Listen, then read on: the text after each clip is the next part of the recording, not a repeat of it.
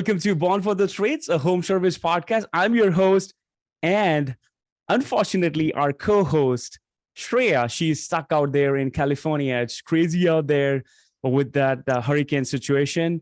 She's safe, she's good, and unfortunately, she cannot make it to this one. But we have amazing guest today, and his name is Derrick Lee, the mastermind behind Supreme Heating and Cooling, based in Pittsburgh, Pennsylvania, hailing from Sharon, Pennsylvania. Derrick's journey from a challenging upbringing to becoming a tenacious entrepreneur is truly inspiring. Derrick transformed adversity into opportunity, establishing a thriving business. His story exemplifies the spirit of resilience and the power of unwavering commitment. Tune into a captivating episode of Born for the Trades, where Derrick shares invaluable insights from his transformative journey, offering a testament to the strength of the human spirit in the face of adversity. Welcome, Derrick, to our show. Join us as we dive deep into the world of home service entrepreneurship, interacting with industry leaders, coaches, and entrepreneurs about their experiences, challenges, and victories. Through their inspiring stories, we hope to equip our listeners with the tools and knowledge they need to succeed in the competitive home service industry. So whether you're a seasoned pro or just starting out, tune in to Born for the Trades podcast for invaluable insight and real-world inspiration. Thanks, man, Deep. It's an honor to be on your show, the #1 podcast for Apple Music, correct? Yes, Apple Podcasts. When we search for home services podcast, it's coming up at the top. So yes, thank you for that. Yeah, it's great. You got some of the heaviest hitters in the game, like Ken Goodrich, Tommy Mello, Uncle Joe. I even hear you got Victor coming on there. Those guys are inspiration to me. Yeah, no, thank you. And we met what 2 weeks ago in person, 2-3 weeks ago. Yeah. 2 weeks ago, you did an on-site for us because we started the SEO with you, your company, Grow Nearby, which, we are getting a nice return on investment, by the way. I don't want to do a little plug for you, but, no, we are you. getting a return for investment.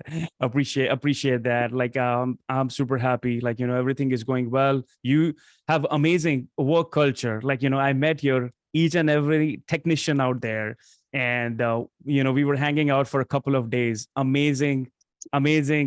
You have work culture, and the way that you have, built this business is outstanding, and the way that you're growing. And I know we're going to cover a lot of things that what I experienced live when I was there. But let's start, Derrick, with your journey. Can you walk us through your journey from a challenging upbringing to becoming a successful entrepreneur? What exactly you have gone through? Ooh, that's a good question there, man, Deep. I knew you were going to come with some good questions. Thank you. Well, I started off humble beginnings, normal kid from the ghetto. Mom was on drugs, and everything was challenging. But, we were taught at an early age to make the best out of whatever situation that we had. For example, everyone where we were at was poor. So, we didn't really realize how bad it was until you got older, and then you start looking back like, wow, Right. I really did that. We were like poorer than everyone else. For example, we would borrow sugar from the neighbor, and then the neighbor on the other side of the projects, we would get the Kool-Aid packets from, and we would have Kool-Aid. That's what we were doing. Wow. Yeah, I can relate this story to me. We were poor too, below than middle class. So I can see, what you have gone through with that. Tell us more about that journey with your mom. How was your relationship with your mom, and what was that situation when you were a kid? You want to share more about it if you don't mind? Yeah, so my mom, she was addicted to drugs, and that, she ended up dying from drugs. And, there's a big story in between, some of the things that, we had to do to get by. For example, I remember paying the rent at 13 years old. I was out in the streets making money. I would actually leave school to go make some money, then go back to school just to pay the rent. You know, it's something that I'm not proud about, some of the things that I did, but you know, it's about surviving. You know, tough times make tough people. I agree. I agree. Tough times make tough people. That is for sure. And I'm so proud of you. Derrick, tell us about a tough moment in your journey and how you overcame it. What lessons did you learn?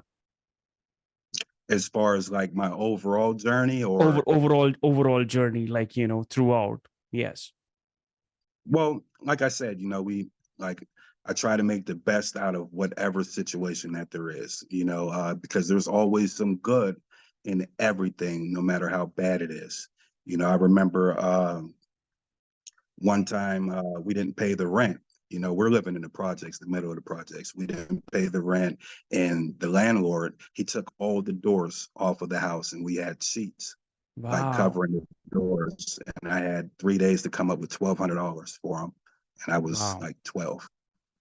And you were 12 at that time? Yeah, yeah. Well, I made it happen, you know. And you know, sometimes some of these things, like my own brothers, they don't know about. They just know the end results. Right. Right. Yeah, I'm sure that's very tough situation. And I think this is another topic that I want to touch.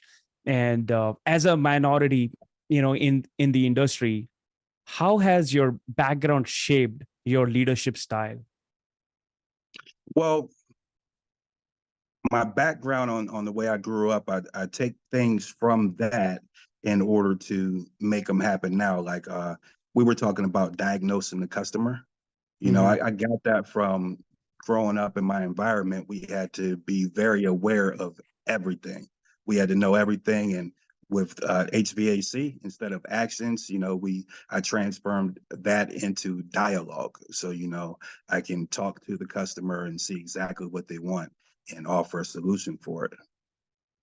Awesome, awesome. And when I was there, I listened. For the listeners, I listened to Derek's live call, talking to a prospect. I think almost for 10 to 15 minutes.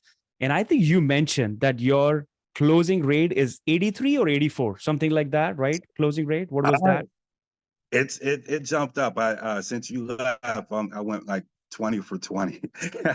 Oh So wow. I'm somewhere around 83% closing percentage for this year. That is outstanding.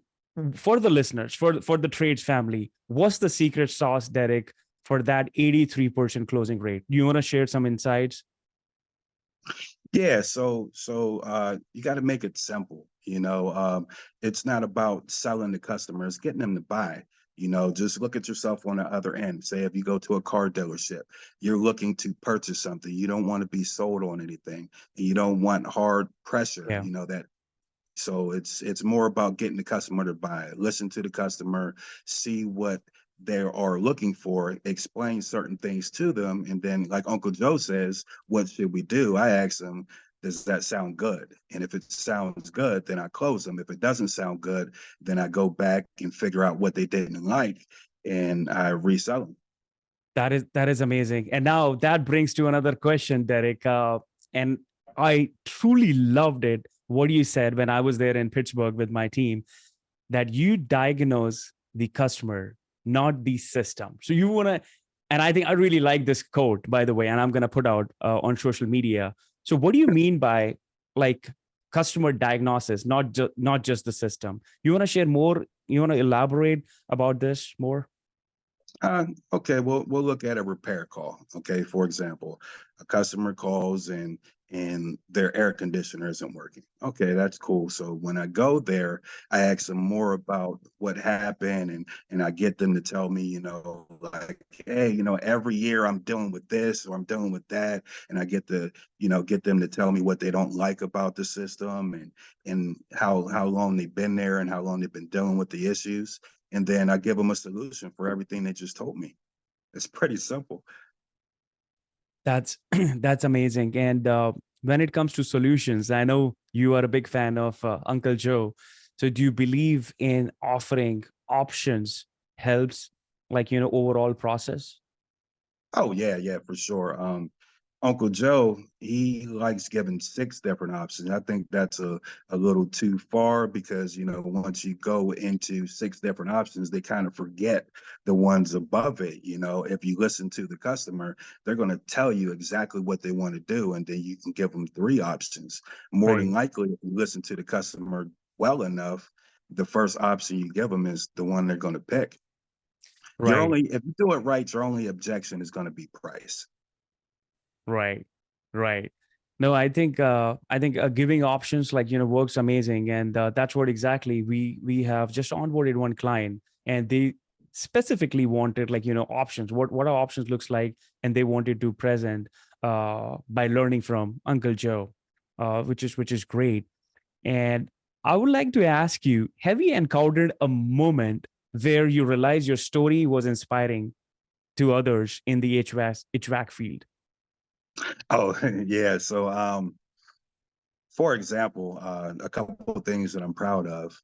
Uh, See, we haven't been doing it for very long. I actually have 2 of my teachers from school. They work here. Oh, wow.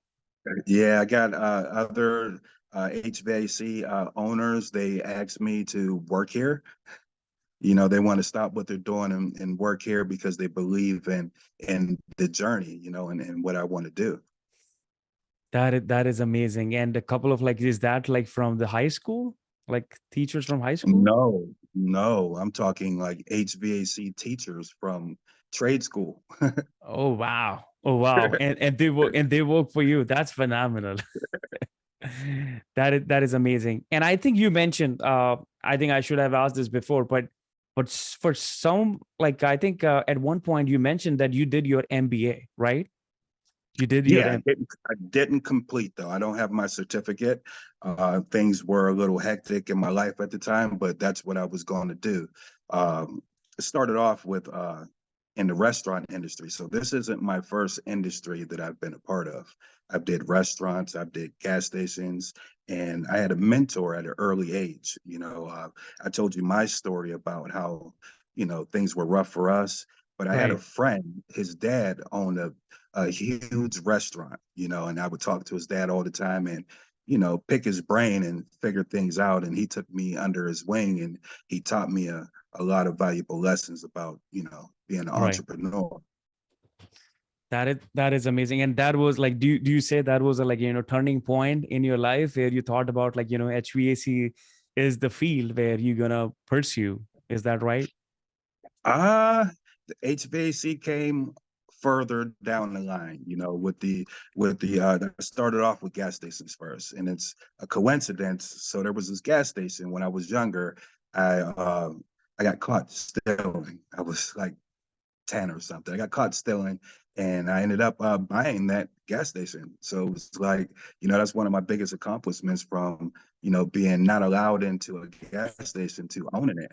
It started from there. And then that's when I started paying attention to HVAC because in the gas station, the walk-in coolers always went, compressors, everything was always breaking down, and I would have to call a HVAC company out to fix it. And I realized that they were doing band-aids because it was like I was calling them all Right. the time. So I started watching them, paying attention to what they're doing, and it started from there.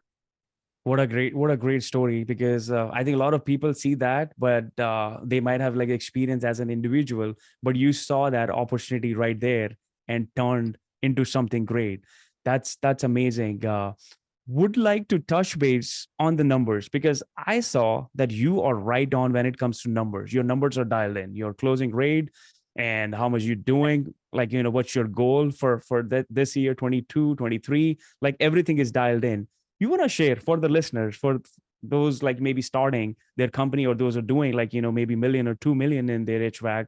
Do you want to share the insights, like how these number dialing in numbers play a big role, what they should know to make sure they are ahead of the game, so they're planning everything? Do you want to share some insight about the numbers, so that it's going to be helpful for our listeners? Okay, so when you're starting off, the most important thing that you not need to realize is that, like I think it was like 95% of all HVAC companies fell within the first 5 years. And the Yes. reason why they fell is because of overhead. So, you got a lot of people that's borrowing stuff from the bank, and the overhead's getting higher and higher. And then when shoulder season comes, they can't pay everything, and that's how you go out of business. So first things first, you want to make sure that your overhead is tight. You want to keep that budget as tight as possible. This is what I do. Other people will tell you different. You have to operate this like a business, not just an HVAC business. At the end of the day, it's a business. So a lot of people track all kind of different KPIs, which is key performance indicators. I track some of it, because I'm still growing. So I like to keep equipment. When you went to my shop, you seen I have over 100 furnaces, 100 air I conditioners in was stock. blown away. I was blown away with the stock that you had. And it was like, different brands, and your warehouse was like completely full. And I would like you to just like, share like any strategy or insight about that too, like for the, HVAC owners, if you want to share. Okay, well, everything that you've seen, from the vans to the inventory, everything you've seen is paid for. That's why I said some of the KPIs you can't really track if you're putting back into the business. Now, if you're in the business of heating and cooling, why not stock equipment? Especially with all the price increases. I got equipment from like 4 price increases ago. And, like, say, for example, if I'm going to spend some money, I just look Mhm. at equipment like, okay, I'm going to spend this equipment right here. That's the money. Plus, you want to keep enough revenue to stay afloat. So, I would say if I was starting off as like someone that's starting off in the industry, I would Right. probably start off and start off with just get some tools first. The first thing you want to do is get some tools, get some equipment. Uh, you know, Make a sale. When you make that sale, take that money back and get 2 pieces of equipment, and then you make a sale, buy 2 more pieces of equipment. And then now you have the revenue to get a van or something like that. The equipment's going to get you to the next level, especially if you own it. Got it. No, I think that's a great share. So this is what happens if you hit, let's say 500,000, 1 million. Like I think entrepreneurs, like, we always have something. Okay, let's buy this for like, like for me as a personal, maybe a car or something like that. They invest like, and as an entrepreneur, it's a mindset. We invest into different things. But do we need that at that time, at that point?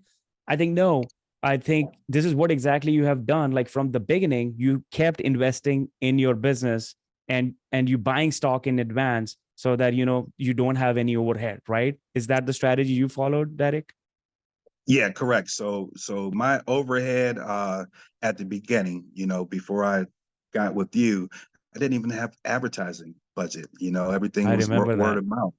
And I just stacked up everything that I could to get my revenue in check, inventory in check. So now that I'm at a level that I can take a chance, and if I take a chance with something, spending X amount of money, I'm not going to go out of business because I have this foundation. You have to build your foundation.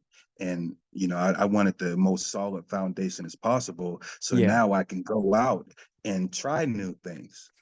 And that's what exactly you're doing. I'm so proud of you. I think word of mouth is great, but to one extent. And if you want consistent leads or phone calls coming your way, you have to have your marketing dialed in. And I'm proud that your new website is live, SEO is going on, and there are some other like marketing avenues are there. Maybe you can explore those like down the road.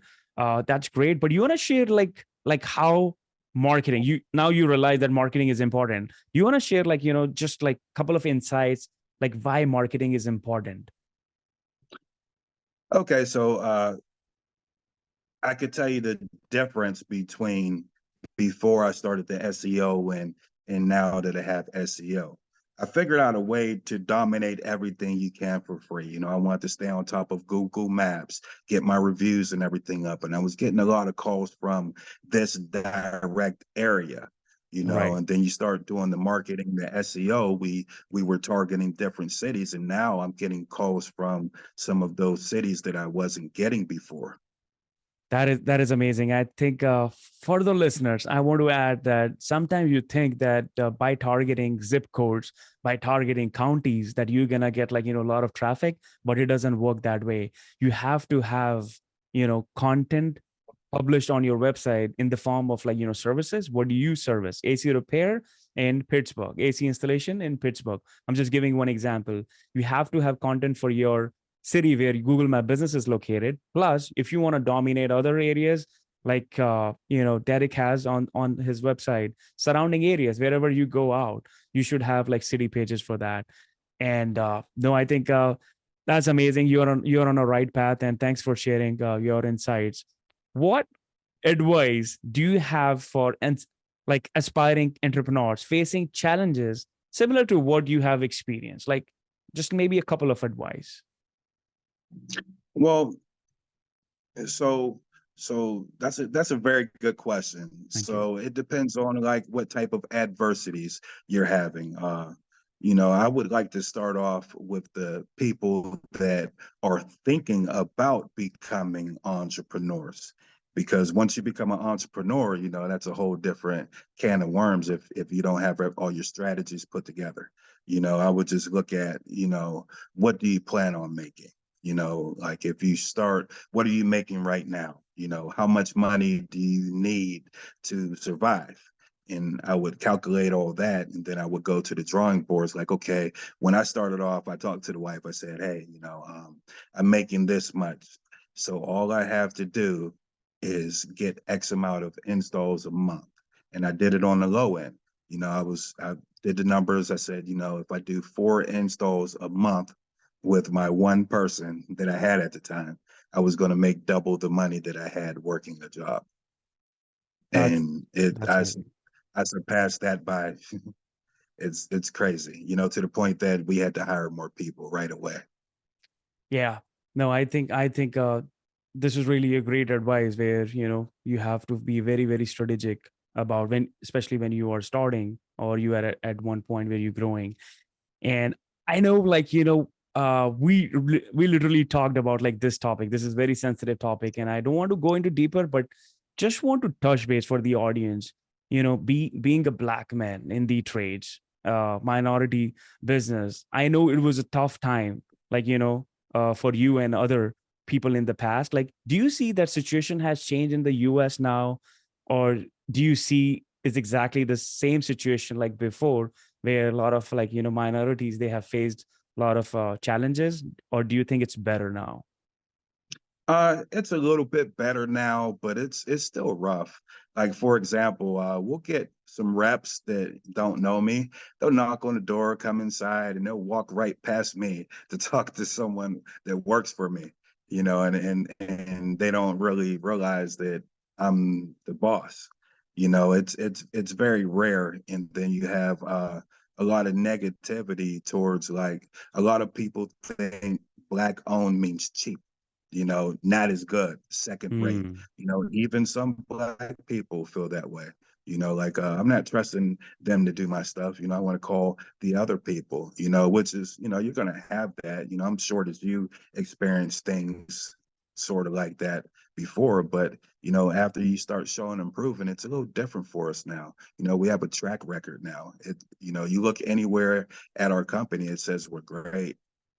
So when you get to that level, it doesn't really affect you as much as starting off.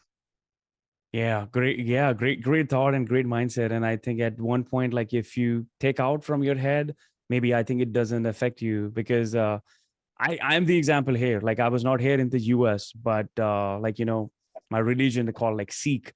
I wear a turban, and after 9/11, like a lot of things happened to Sikh religion, and people thought like oh, these are the guys like who did that, and lot of problems, hate happened. But I think the situations, like situation has changed. A lot of people know, and I think I believe in positivity, and like you putting out love and kindness, and just go above and beyond, and people gonna love you and accept you. But that's the thing, really wanted to cover that, but still it's there, it's there. And I think somewhere it's there, but I hope this changes. Do you think like, is there anything that we should do to make that change and to change that mindset, like what you just mentioned? Well, people have to change themselves. You know, some people are stuck in time. Like, for example, I say like 3 weeks ago, I went to a call. I physically answered the phone and I talked to the customers. So Yeah. I showed up to the call, knocked on the door. The lady looked out the window and came upstairs, opened up the door and said, "I called and canceled. I spoke to Derrick and I canceled the appointment. We don't need anything." And I said, Wow. "I'm sorry, but I'm Derrick. You never called." Oh my God. That Yeah, because she thought that she was getting something different, you know, and it's sad, but there's been multiple opportunities that was like that. It's in certain areas. It's not like in the city. It's more like on the outskirts, you know, a little bit. right. I think it's just a mindset shift that needs to take place in our society. And I think we'll get there, but I think we should not afraid of like putting our name, our ourselves like in the form of pictures, videos, so that people know who you are. But yeah, it is sad that whatever happened, but I think we are going in a right direction, and I think we have to keep our head cool and just don't think about it. And I believe in like spreading love and kindness, and that comes back to you in different Absolutely. different ways. But You know, yeah. you're the one that actually, excuse me, you're the one that actually talked me into doing something like that. But because before it was always like if it was Supreme Heating and Cooling, I never showed my face for my company. I never showed my face. I showed the logo. You know, I would share stuff from my private personal page, but as far as like Supreme Heating and Cooling, I was never in anything. And you know, you kind of when we shot the on site, I was like, I don't really want to be in it, and Yes. you talked me into it, and it made a lot of sense. You know, I think it's time. Thank you. It's time, and thank you for saying that. For the listeners, we are a digital marketing company, and I know we are working with Derek Supreme Heating and Cooling. We recently visited at their shop, and we were hanging out for a couple of days. That's what we do.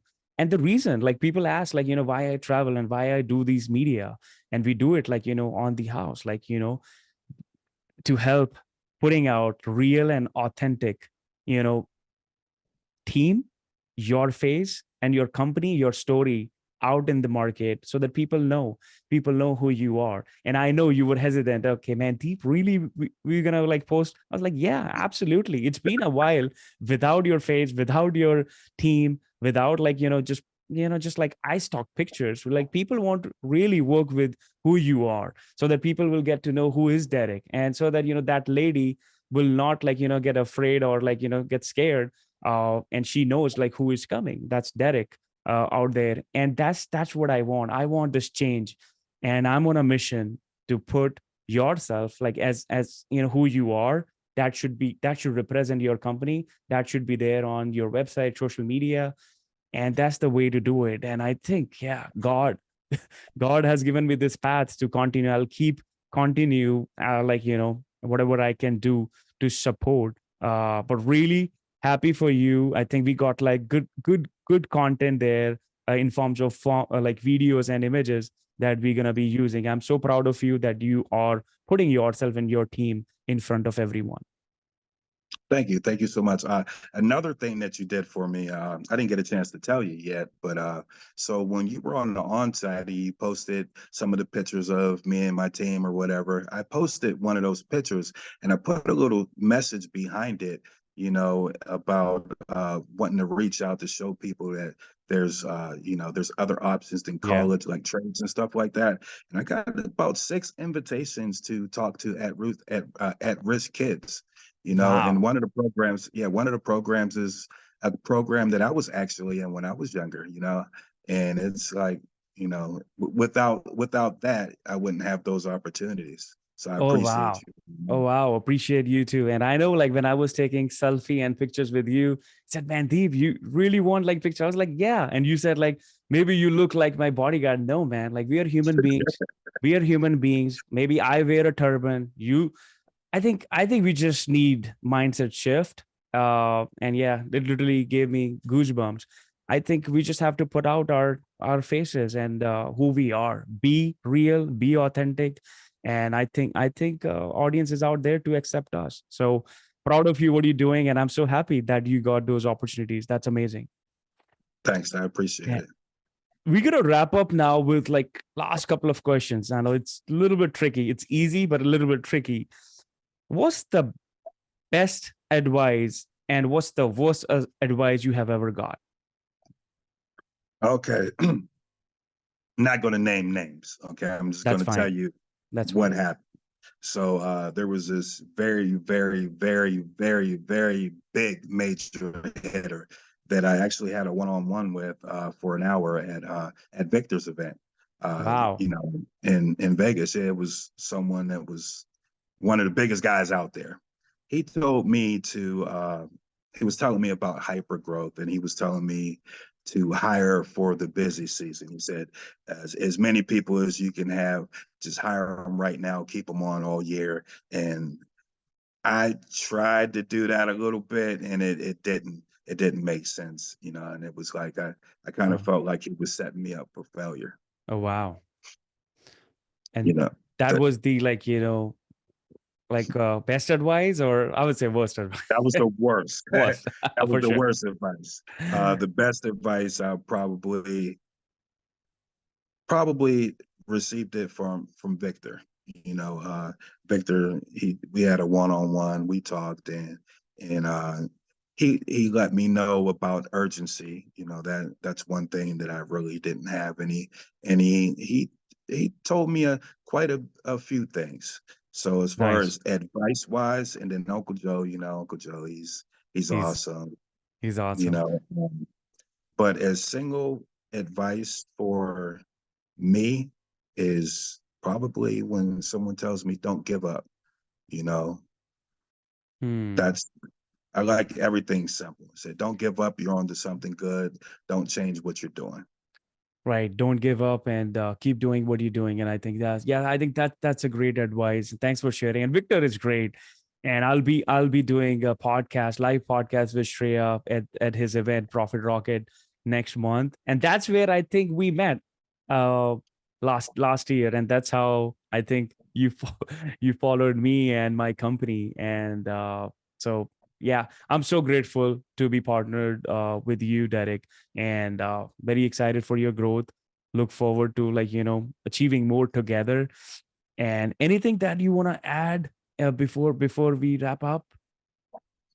So I just want to touch base with people that may be listening. They're a smaller guy. Never stop learning. So a thing that a lot of people throw in your face is like, oh, I've been doing this for 30 years. I've been doing this for X amount of time. Well, the technology changes every couple years. you know, Yeah, a lot of these people that have been doing it for 25, 30 years, they don't stay on top of technology. If you stay on top of technology, you'll be better than these people that are stagnant. If just try to learn something every day, try to get better every day. that, Your only competition is the person that you were yesterday. that's a great advice. That's a great advice. And I think, Derek, is it okay to share some information, like how to get in touch with you? Because a lot of people are listening or will be listening. If they want to get in touch with you, what's the best way to get in touch with you? You can get in touch with me via cell phone. I'll put it out there, 724-359-7637. That's my personal cell phone. If they send me a text message first, and let me know who you are, then I'll answer. But if you just call, I try not to answer, things like that. But I will be starting sales classes, because I think that's where I'm best at That's is with amazing. sales. Sales Yeah. classes? Oh wow. Yeah, I'm Uh, going to do sales classes, sales courses and stuff. That's after, some of the goals that I have. I don't know if I talked to you, but I plan on franchising the company, so I think so. I'm going to I think put. briefly you mentioned about that. So you are planning to franchise. You want to share a little bit more about that? Like what's your vision? So my vision is right now we're on like a 10-mile radius. We're going to jump that up to a 20-mile radius when we're at capacity, and then we're gonna. I plan on calling Al Levy. I think that's his name. You know Al, right? Oh yeah, he was And on he my has he podcast, does all. Seven Power Contractor. Yeah. Yeah, yeah, he does like procedures and stuff. Right now I'm very, very active in my business, and most of my procedures are in my head. I need to sit with someone to get those things on paper, because the next goal is the next location I open up is going to be, about 40 miles from here. So the 20 miles and 20 miles will touch each other. And then I want to do Wow. 5 total to get 100 square miles. Wow. That's the That's that's the goal. that's the goal. That's a lot. Yeah, but I think wish you all the best. I think you're gonna do great, and especially like keep us posted with the sales coaching, sales classes. I think a lot of people from the trades, they would love to know what are you doing and how you have got here, like more deeper into it, because I experienced it live and it's phenomenal. What do you do?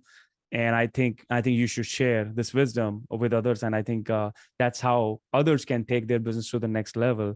And for the listeners, like, what a great story of Derrick Lee from Supreme Heating and Cooling.